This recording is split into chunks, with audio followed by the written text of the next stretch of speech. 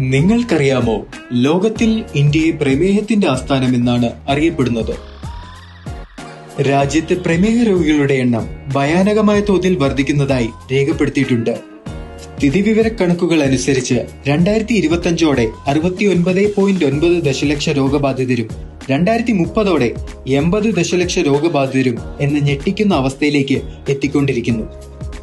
ഈ വസ്തുതകൾ കണക്കിലെടുത്താണ് ഇൻഡസ് വിവ ഐകോഫി എന്ന മികച്ച ഉൽപ്പന്നവുമായി രംഗത്തെത്തിയിരിക്കുന്നത്. നിങ്ങൾക്കെല്ലാവർക്കും അറിയാവുന്നതുപോലെ ലോകത്ത് ഏറ്റവും കൂടുതൽ ഉപയോഗിക്കുന്ന പാനീയമാണ് കോഫി.